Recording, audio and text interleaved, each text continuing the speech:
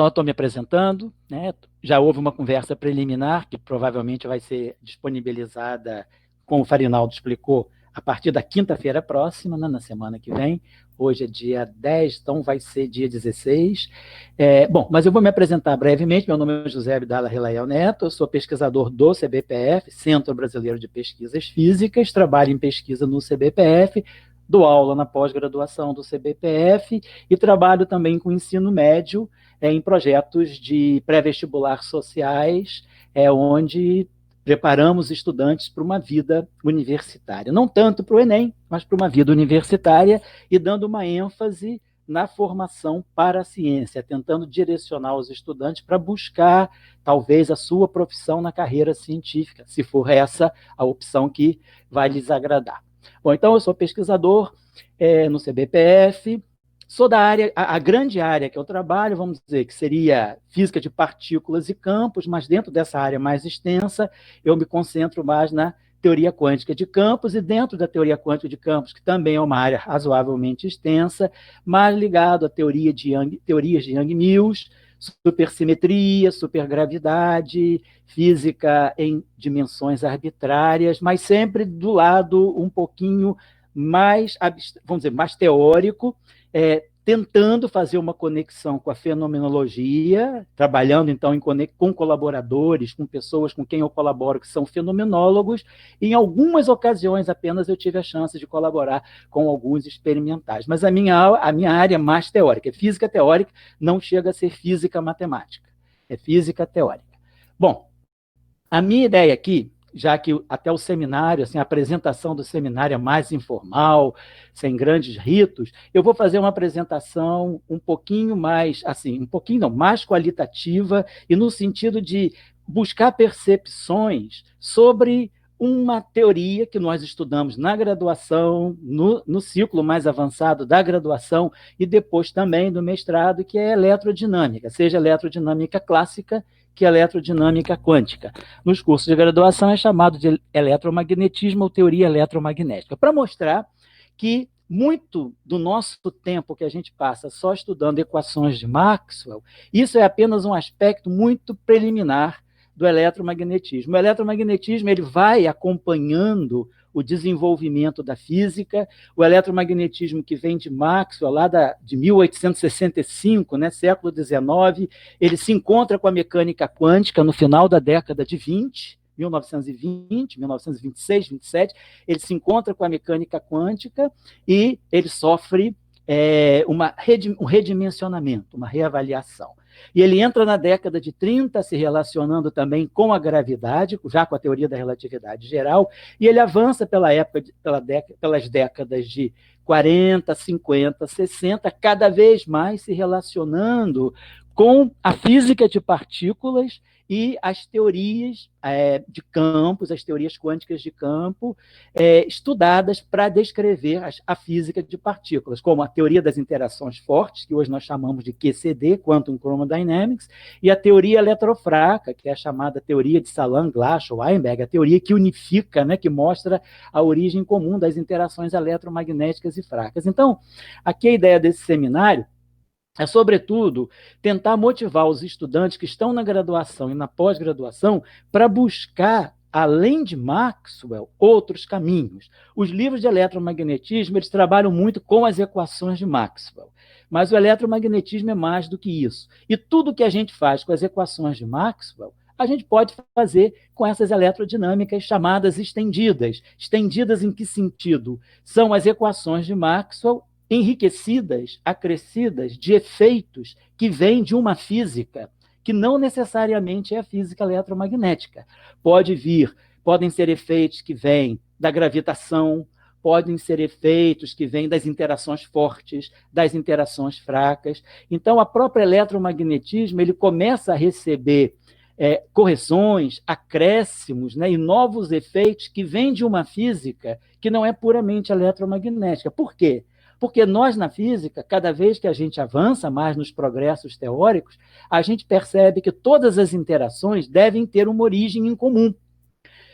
nós começamos a primeira unificação mais recente que se fez, não estou falando da unificação elétrica e magnética feita por Maxwell, mas a primeira unificação que aconteceu nesse século XX foi perceber que a interação eletromagnética e a interação nuclear fraca, elas têm uma origem comum que nós chamamos de teoria eletrofraca. Em seguida, acrescentou-se a teoria das interações fortes, que é a QCD, e com isso nós chegamos ao modelo padrão. Então, o modelo padrão, ele é uma teoria única para descrever 3 interações diferentes, mostrando como essas interações aparecem e como essas interações se ramificam a partir de uma teoria mãe. Em seguida, ainda não se comprovou, mas a gente busca a grande unificação, e depois da grande unificação a gente tenta, inclusive, incluir a gravitação nessa unificação com todas as interações. A unificação da gravitação, da gravidade com as demais interações é um programa em aberto que vem sendo trabalhado, seja na frente das teorias de cordas, da teoria chamada de gravidade quântica de loops, a segurança assintótica. Então, tem muitas abordagens para tentar mostrar a origem comum da gravidade com as demais forças, mas esse é um programa em aberto da física. Mas, pelo menos, né, a teoria eletromagnética, o eletromagnetismo, ele está casado com as interações nucleares fortes e fracas. E aí ele vai receber correções. A gente pode se perguntar o quanto, por exemplo, as propriedades eletromagnéticas do elétron podem depender da física de quarks. Porque, à medida que você vai tentar entender o elétron o mais próximo possível, tentar isolar aquele elétron único, você tem que ir a dimensões muito próximas daquilo que é a distribuição, o raio de distribuição da carga do elétron. Para isso, você tem que ter energias muito altas, você está a distâncias muito pequenas, e aí outras interações começam a aparecer naquela escala. E aí aquelas interações também podem afetar as propriedades que você pensa que o elétron tem, que são puramente eletromagnéticas. Então, o elétron, por exemplo, o elétron tem carga elétrica, então ele é carregado, vamos dizer assim, é o quantum da carga elétrica. Mas, ao mesmo tempo, o elétron tem magnetismo, ele tem o chamado momento de dipolo magnético, que é o resultado do seu spin combinado com a sua carga elétrica e com a sua massa. Então, o magnetismo do elétron, será que ele depende exclusivamente do elétron? Hoje a gente sabe, né, com os testes de precisão e com as medidas experimentais também altamente precisas, que o próprio magnetismo do elétron pode receber correção, efeitos muito pequenos, mas induzidos pela física dos quarks, por exemplo. Então, é isso que eu estou querendo falar. Não pegar um eletromagnetismo recortado, que é uma coisa idealizada, claro. Se a gente pega um livro de eletromagnetismo, eletrodinâmica do Jackson, você estuda ali só eletromagnetismo, esquece que o eletromagnetismo está no meio de um modelo padrão.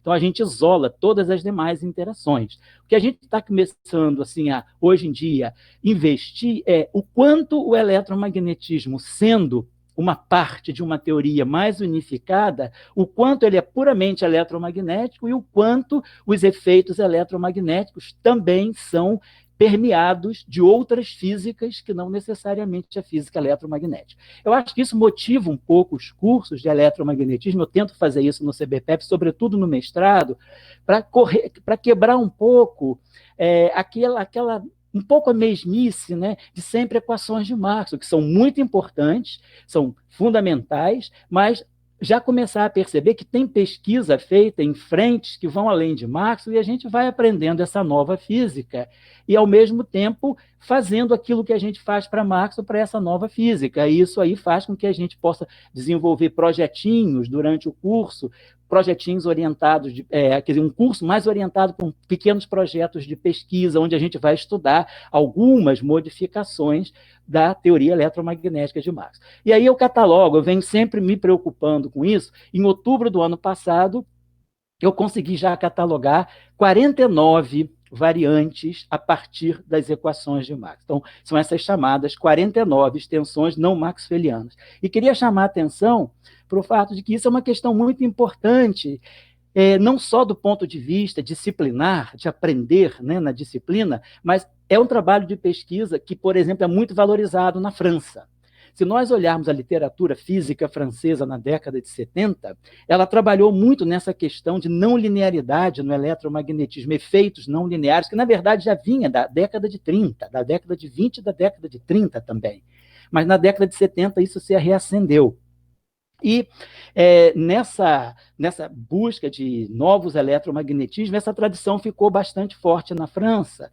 E recentemente, em dois editais de alguns anos atrás, talvez de uns 5 anos atrás e de 3 anos atrás, o CNRS, que é o Conselho Nacional de Pesquisa da França, lançou editais especiais para se estudar eletrodinâmicas não maxwellianas, com vistas à aplicação em astrofísica, em cosmologia, em física de materiais, em lasers.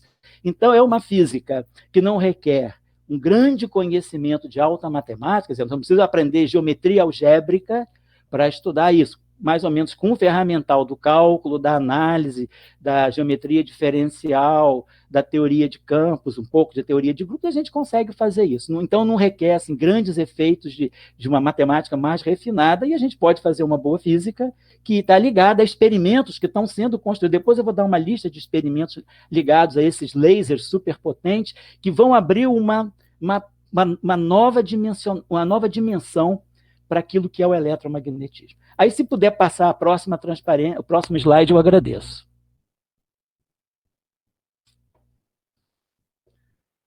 Isso. Então, eu dividi em 4 categorias. Essas extensões são muito amplas. Eu dividi em 4 categorias. Categoria 1 são essas extensões imediatas, sem uma física especial. Por que eu estou chamando de física especial? Sem uma física além do modelo padrão. Depois, a categoria 2, quando eu for falar mais à frente, vai ser a categoria que inclui efeitos que estão fora do modelo padrão. A categoria 3 vão ser, eu vou catalogar na categoria 3 as extensões não lineares do eletromagnetismo, que são cerca de 15. E depois, na categoria 4, efeitos de dimensionalidade. Hoje, nós temos materiais de 2 dimensões, por exemplo, o grafeno, né, os materiais bidimensionais, como efeito Hall quântico, efeito Hall quântico de spin, grafenos, isolantes topológicos. Esses materiais de baixas dimensionalidades, eles requerem alterações no eletromagnetismo. Então, como seriam as equações de Maxwell, o que a eletrodinâmica ou o eletromagnetismo tem de diferente quando eu tiro uma dimensão espacial?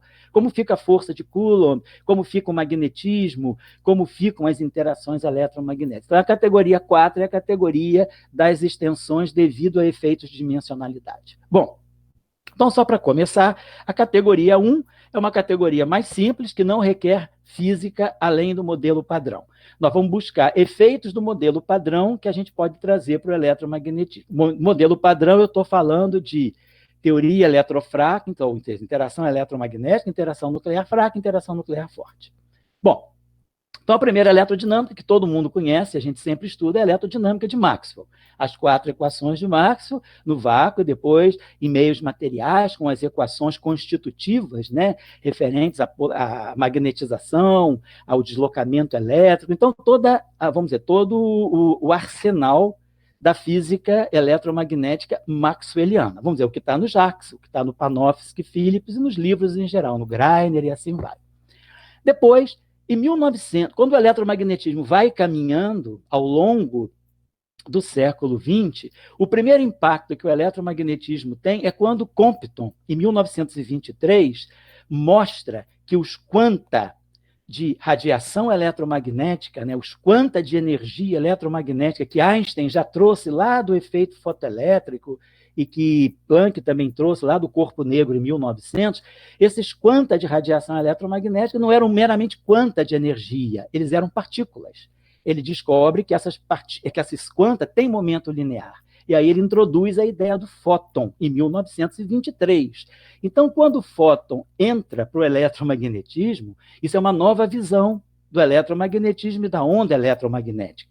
Quando eu faço interferência de ondas ou difração de ondas, como é que eu vou ler esses fenômenos em termos de colisão de fótons? Quando 2 ondas eletromagnéticas interferem, será que eu poderia ler a interferência das ondas em termos de colisão de fótons? Então, isso abre uma discussão muito interessante já em 1925, que é quando as coisas, o conceito de fóton está se firmando. Os russos começam a estudar colisão de fótons, e essa discussão vem até 2013, até 2017, que é quando isso é medido. Então, a gente passou 80 anos tentando medir essa colisão de fótons, né?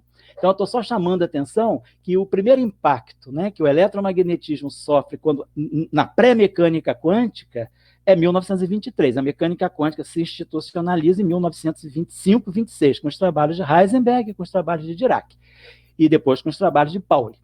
Então, o eletromagnetismo encontra o fóton. Isso já traz um redimensionamento do que são as ondas eletromagnéticas. São ondas de partículas, agora. Então, o quantum é agora uma partícula. Depois, 1928, Dirac une a mecânica quântica com a relatividade especial, introduz a equação de Dirac, prevê em 1931 a existência da antimatéria. E quando ele prevê a existência da antimatéria, ele prevê no mesmo trabalho a existência de monopolos magnéticos. Então, a gente tem um novo impacto nas equações de Maxwell. Agora, a divergência do campo magnético não é mais zero. Podem existir polos magnéticos. Isso mexe com a equação de Gauss, do magnetismo, e isso mexe com a equação de Faraday-Lentz, da indução elétrica a partir de um fluxo magnético variável.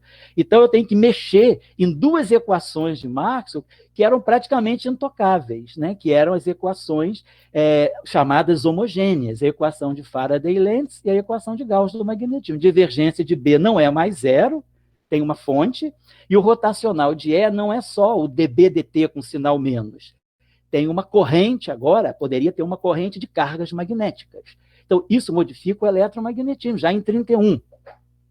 Em 33, aparece o efeito Meissner, né? A supercondutividade tinha sido descoberta em 1911 e as equações de Maxwell não davam conta do fenômeno da supercondutividade. Então, era um obstáculo para o eletromagnetismo. Com o efeito Meissner, em 1933, que é a expulsão das linhas de campo magnético do interior de um material, quando ele transita para a fase supercondutora, na fase supercondutora, o campo magnético é ejetado, tem uma pequena penetração apenas.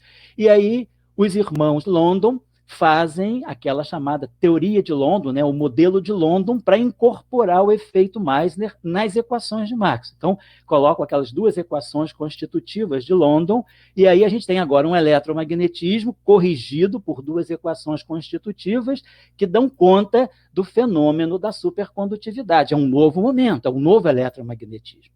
Em 1936, logo depois, Procca, que é o terceiro momento aqui, a eletrodinâmica de Procca, em 1936, e Louis de Broglie, que foi quem trabalhou muito a questão do fóton massivo, já desde a década de 20, 25, 26, em 26 ele escreveu um livro lindo, 25, aliás, chamado Ondas e Movimento. Nesse livro, ele já discute a existência de um limite superior para a massa do fóton. O fóton não deveria ser massa exatamente zero. Ele tem uma massa pequena e para essa massa deve existir um limite superior que hoje nós sabemos ser da faixa de 10 a menos 55 quilogramas. Então, Procca se une com de Broglie e sai a eletrodinâmica de Broglie e Procca, que no fundo é uma eletrodinâmica baseada em um princípio mais fundamental e que recupera as equações constitutivas dos irmãos London e dá conta do efeito Meissner e da supercondutividade. Então, é uma eletrodinâmica interessante. Eu acho que no livro do Jackson, a partir da terceira edição, ele já introduziu uma seção sobre a eletrodinâmica de Maxwell-Procca. Depois, no final da década de 20, início da década de 30, aparece uma questão muito interessante. Vamos nos colocar na época. E final da década de 20, nós só tínhamos 3 partículas elementares conhecidas, né? O elétron, que vinha já de 1897, tendo sido descoberto, o próton, que foi descoberto em 1919 por Rutherford, e o fóton, né, introduzido por Compton. Então, nós temos 3 partículas, não exatamente elementares, que é o próton. Hoje nós sabemos que não é elementar, mas na época você pensava que fosse. Então, nós temos 3 partículas, todas 3 com cargas muito especiais, né? O fóton com carga 0, o elétron com carga E, e o fóton com carga, e o próton com carga menos E, se esse E for negativo, menos 1,6 vezes 10 a menos 19 coulombs. Então, 3 partículas, 1, menos 1 e 0, vezes um quantum fundamental, que é a carga E. Mas não havia partículas escalares. Então, a pergunta que Majorana com Enrico Fermi e Weisskopf com Pauli fazem no final da década de 20, que Salan retoma no início da década de 50 no seu doutorado, é o que seria uma eletrodinâmica se agora os portadores de carga não são mais objetos de spin meio, mas são objetos escalares. A pergunta é, será que existiriam na natureza partículas sem spin? Partículas escalares? Quer dizer, o fóton tem spin 1, o elétron e o próton tinham um spin meio. E a pergunta, por que não tem spin 0? Será que tem? Pode ter? Não pode ter? Então, essa discussão houve, e aí, em conexão com a teoria de Dirac, que tem a questão do mar de Dirac, que pressupõe a validade do princípio da exclusão, a questão era como trabalhar o mar de Dirac se partículas de spin 0 são bosônicas, não satisfazem o princípio da exclusão, e aí eu não posso ter o mar de Dirac. Então, se surgiu até essa questão. Talvez os princípios da física mais fundamental, que nessa época era a mecânica quântica e a relatividade especial, talvez indicassem que é impossível a natureza produzir uma partícula elementar de spin 0. Ficou essa questão. Mas aí, em 1932, essa questão começa a ser resolvida quando se faz a teoria quântica de campos e se abandona a ideia do mar de Dirac. Então, nós não falamos mais de uma mecânica quântica relativística, mas falamos agora de uma eletrodinâmica quântica, que, na verdade, Dirac já tinha introduzido em 1927, quando ele quantiza o campo eletromagnético, do trabalho de 27, antes mesmo do trabalho da equação de Dirac. Em 32, então, surge essa eletrodinâmica escalar muito abstrata, porque não havia partículas escalares. Não à toa, devido a essa questão, em 34, um físico russo, Igor Tamm, que era foi um grande admirador do Dirac, ele se converteu para a física, vamos dizer, para essa área da física, depois que ele leu o trabalho de Dirac, sobre a equação de Dirac, o Igor Tamm, em 34, e o Yukawa, em 35, no Japão, eles começam a estudar a física nuclear, a interação. O nêutron já tinha sido descoberto em 1932, então nós temos prótons e nêutrons no interior do núcleo atômico. Eles propõem a existência de mesons π, π mais, π menos e π zero, como os elementos intermediadores da interação aglutinante entre prótons e nêutrons no núcleo atômico. Então, pelo menos hipoteticamente, aparecem partículas escalares carregadas, pseudoescalares, na verdade, o π mais e o π menos. Qual é essa eletrodinâmica? Como ela fica? Isso não fica claro até a tese de doutorado do Salan, em 51. Mas aí a gente está diante já de uma novidade, porque as equações de Maxwell, elas são macroscópicas. A divergência de E é uma densidade de carga, mas ela não estipula o que seja essa densidade microscopicamente. Depois se sabe que em 1897, com a descoberta do elétron, se sabia que a carga ela tinha um portador fundamental, que era o portador eletrônico. Mas a questão é, e se o portador não for eletrônico, for bosônico? As equações de Maxwell elas ficam, divergência de E continua sendo ρ sobre ε0, ou a divergência de E pode ser acrescida de novas contribuições devido ao fato da partícula não ter mais spin meio. Então, essa questão surge, Salan resolve essa questão na década de 50, na tese de doutorado dele.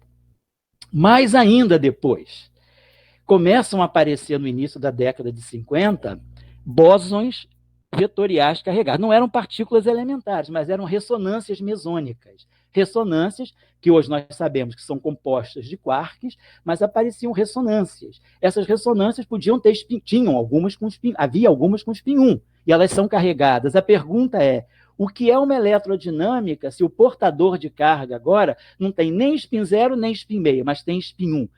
Quanto mudam as equações de Maxwell? Então, essa questão é abordada numa discussão muito intensa entre Salan e o Li Yang, os famosos Li Yang da quebra de paridade, ao longo da década de 60, entre 61 e 66. E essa questão não se resolve no âmbito da teoria quântica de campos. Ela só se resolve quando se introduz um modelo eletrofraco. Só na teoria eletrofraca, uma eletrodinâmica para bósons vetoriais carregados ganha pleno sentido do ponto de vista dos princípios fundamentais de unitariedade e renormalizabilidade. O problema todo é a massa de partículas vetoriais, partículas de spin 1. A massa de partículas de spin 1 carregadas, elas geram bounds, elas quebram os bounds de unitariedade na seção de choque. E aí era um problema sério. Como recuperar a unitariedade se a gente agora tem partículas de spin 1 massivas e carregadas? E aí, com a teoria eletrofraca, isso se resolve por causa da introdução do bóson de Higgs. A massa não é uma massa colocada à mão, é uma massa que vem de um mecanismo de Higgs, tem simetria de Gauge que é quebrada espontaneamente, e isso resolve o problema da unitariedade. Mas a eletrodinâmica para partículas de spin 1 carregadas, ela passa por essa crise entre 1961 e 1966. Intensamente tem essa discussão, os franceses também discutem, e não se chega a uma conclusão até a compreensão da teoria eletrofraca entre 67 e 68. Sobretudo na parte, o Salan cuidou mais disso, o Weinberg cuidou mais da parte de leptons carregados, e o Glashow, que também ganhou o prêmio Nobel com eles dois, cuidou mais da parte das simetrias. Então, Glashow propõe a simetria SO2-1, o Weinberg estuda os férmions, os leptons, sobretudo os leptons, na teoria eletrofraca, e o Salan introduz os quarks e trabalha mais a questão da massa dos bósons vetoriais, que essa questão ele trazia desde a tese de doutorado dele. Hoje nós temos também uma discussão interessante, partículas de spin 2 carregadas, como fica a eletrodinâmica delas. Essa é bem mais complicada, porque tem um problema sério com quebra de causalidade, é importante introduzir acoplamentos não mínimos, então talvez hoje a gente só possa ter uma teoria mais fundamental, eletromagnética, para bósons de spin 2 carregados, se a gente entrar, vamos dizer, no formalismo da teoria de cordas.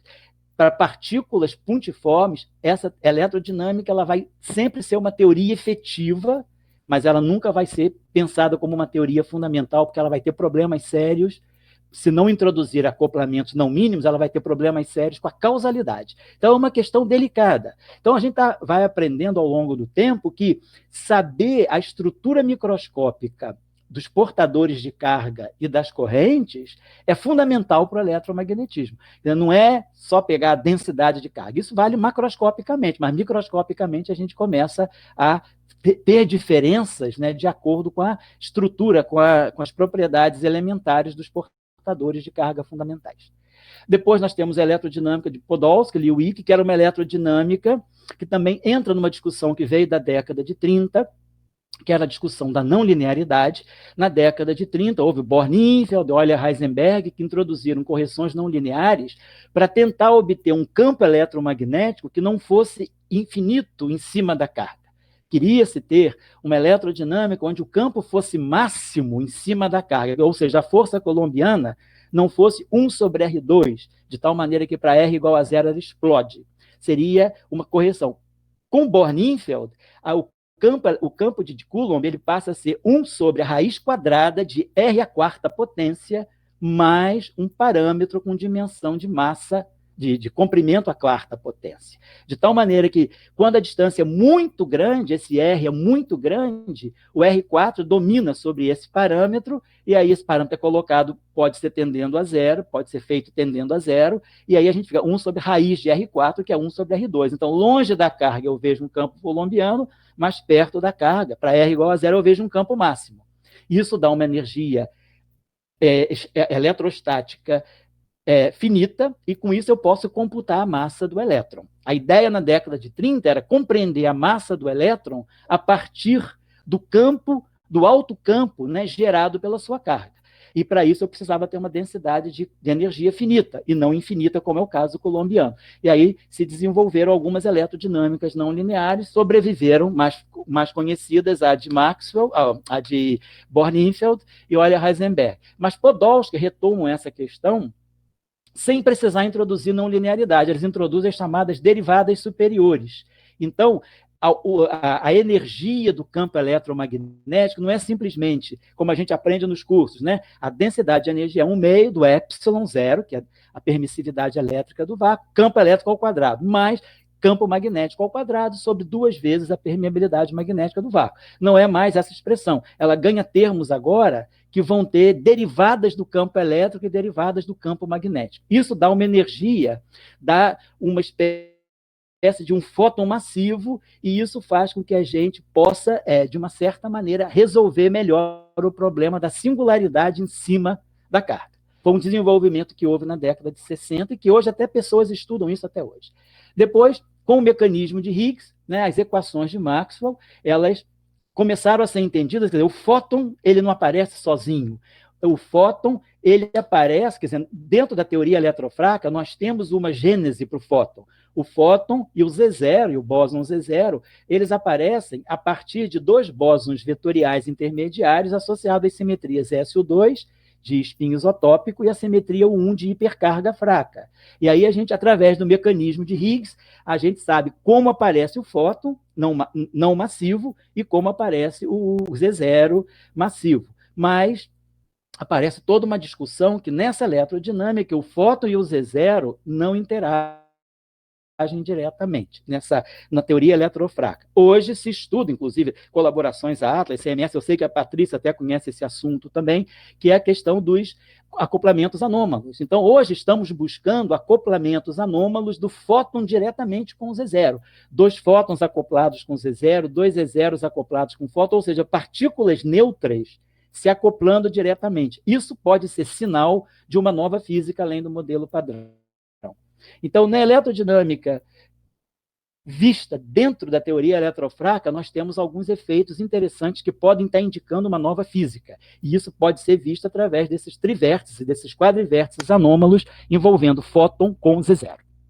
A eletrodinâmica de Calbi-Ramon é uma eletrodinâmica onde se introduz é uma tentativa de, através da eletrodinâmica, se compreender a fração eu botei errado aqui, não é energia escura, não, é matéria escura do universo. Então, uma variante, né, das equações de Maxwell é a eletrodinâmica chamada eletrodinâmica de Maxwell-Calbi-Ramon, onde aparece um novo fóton, que é um fóton escalar, um fóton sem spin, e esse fóton sem spin ele pode ter massa e pode estar associado a uma fração da matéria escura. É um outro desenvolvimento que se faz. E tem, quer dizer, na verdade eu repliquei isso, é Maxwell-Calbi-Ramon, é uma coisa só. A eletrodinâmica de Weber, que é uma eletrodinâmica foi estudada antes até da força colombiana, e tem um brasileiro que estuda isso com muita intensidade, que é o professor Assis, da Unicamp. Eu não sei se ele já está aposentado, mas ele foi um dos grandes propagadores da ideia da eletrodinâmica de Weber, que é uma eletrodinâmica onde a força coulombiana ela não depende só da posição relativa das cargas, mas ela passa a depender também das velocidades das cargas. Então, é uma eletrodinâmica em que a força depende da posição e da velocidade. Deu origem a uma eletrodinâmica que o Assis e outros colaboradores no exterior eles tentam usar para trabalhar em cosmologia. Pode passar, por favor? Eu acho que tem mais um pouquinho aí no final. Tá bom, isso, pode passar.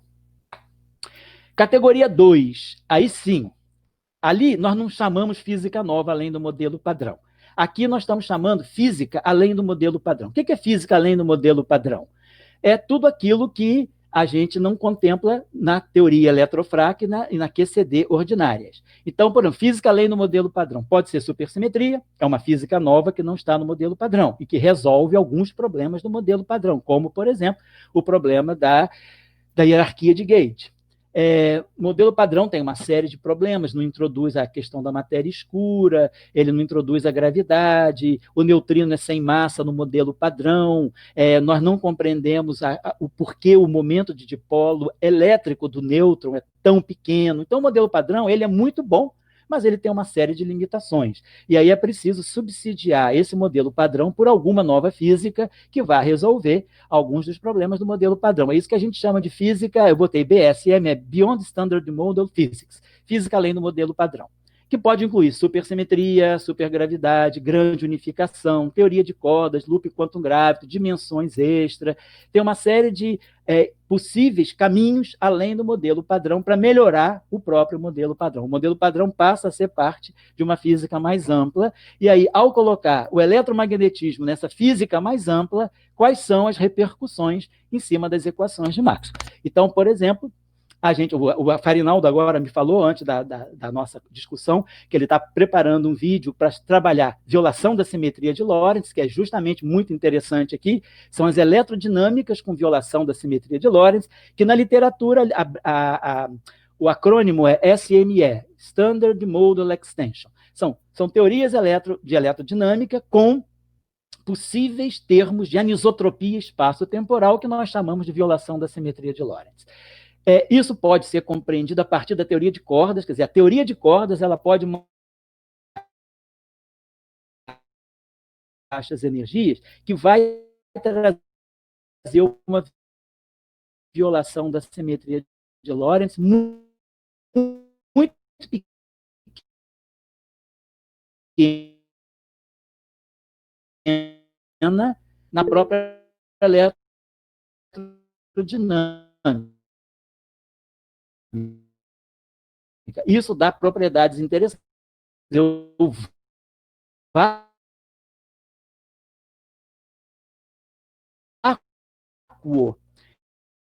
é o virtual, é um meio de processos virtuais. Então, quando a que tem 10 a 20 Hz, 10 a 20 onda tem energia super, com 1 MeV, você já pode criar um par de elétron-pósitron. Então, se você... Professor, o senhor consegue me escutar? Aqui está... a voz do senhor está... Estou ouvindo bem, estou te ouvindo. Está me ouvindo, né? Todo mundo consegue ouvir a voz do professor? Parece que a internet ficou um pouco instável. Está dando umas travadas. Travou bastante, na verdade. Opa, eu estou ouvindo você perfeitamente. Agora parece que melhorou um pouco. Professor. Deu umas travadas, é? Eu acho que, sei lá, os últimos 40 segundos... Não caiu hora nenhuma, eu não sei, talvez pode ser até que eu tenha... Eu vou segurar mais o alto, eu vou segurar mais aqui. Então tá legal. Talvez eu me mexa muito. Vocês estão me ouvindo? Opa! Não está muito boa a conexão ainda. Espera aí. Opa, vamos ver se estão me ouvindo melhor agora? Parece que sim. Parece que melhorou. Todo mundo consegue ouvir? Então, vou ficar falando assim. A conexão do senhor que está com problema. Pois é, eu estou olhando aqui, cara. Olha, a internet está ok, mas eu não estou entendendo. Pode ser que seja. Tá melhorou. Parece que agora melhorou, professor. Acho que pode continuar. Então tá, eu vou seguindo, eu estou segurando bem o fonezinho perto dos meus lábios aqui. Se melhorar, tudo bem. Então, aqui. Bom. Então, eu parei aqui, aqui na eletrodinâmica com quebra da simetria de Lorentz, que vem da teoria, pode vir da teoria de cordas, né? E que o Farinaldo vai até fazer um vídeo sobre isso. É um assunto muito bom, é um assunto bastante estudado hoje em dia. Inclusive com vários núcleos atuando no Brasil, inclusive no Nordeste, na Paraíba e, sobretudo, no Maranhão, em São Luís. Bom, temos a eletrodinâmica quiral, que é uma eletrodinâmica muito interessante, que é aplicada a esses metais exóticos, metais de Weyl, metais de Dirac, e nos plasmas de quark e gluon. É uma eletrodinâmica em que nós podemos ter efeitos, né, elétricos induzidos por campos magnéticos pela presença de férmions quirais. Isso é muito estudado na física de plasmas de quarks e gluons. Então, isso é uma física que não está contemplada no modelo padrão. Porque isso aí envolve, por exemplo, as anomalias que envolvem termos topológicos na teoria eletromagnética.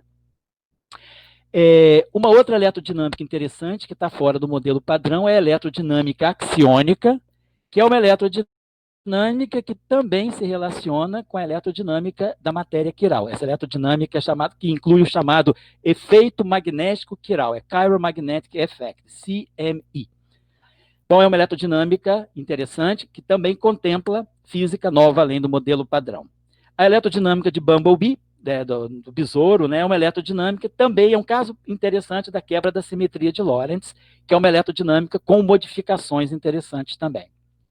Bom, aí a supersimetria, aí eu estudei um pouco mais, ela vai trazer algumas modificações. Se nós pensarmos que a eletrodinâmica ela está num cenário em que há supersimetria, a supersimetria ela tem uma série de partículas de campos de natureza bosônica e fermiônica. Férmions fundamentais da supersimetria, eles podem sofrer fenômenos chamados de condensação.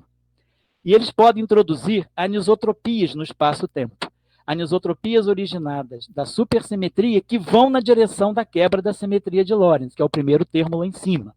E a gente tem uma eletrodinâmica fotônica efetiva com efeitos muito interessantes no vácuo também, como birrefringência, como dicroísmo, uma série de efeitos, efeito Kerr, o efeito Cotton-Mouton, tudo efeitos do vácuo. Quer dizer, a gente começa a perceber uma estrutura muito mais rica do vácuo do que simplesmente uma eletrodinâmica não linear como Euler-Heisenberg. Eletrodinâmica com correções de gravitação. Isso foi estudado por Myers e Pospelov, né, nessa chamada eletrodinâmica com correções de cordas fundamentais, e também essa eletrodinâmica de Gambini-Pulling, que introduz efeitos da loop quantum gravity. Essa eletrodinâmica é muito interessante, porque ela modifica a equação de Gauss do magnetismo. A divergência de B não é mais zero, e nem o rotacional de E é menos dB dt. Apesar de não ter monopolo magnético para modificar essas equações, efeitos quânticos, né? Porque agora na loop quantum gravity você está começando a considerar a quantização dos elementos de área. Então o espaço-tempo ele passa a ter uma estrutura quântica, como se fossem, eles chamam de foam structure, estrutura de espuma. E isso gera correções muito sensíveis, né? Apesar de serem pequenas, mas assim, sensíveis no sentido de que modificam bastante as equações de Maxwell. Então, é um tipo de eletrodinâmica que inclui esses efeitos de gravidade quântica também. Uma outra eletrodinâmica que foi estudada no início da década no início dos anos 2000, essa eletrodinâmica com efeitos de gravidade quântica de recuo. Então, é uma eletrodinâmica que ela começa a estudar a possibilidade de, em situações astrofísicas, nós termos a velocidade da luz não mais como sendo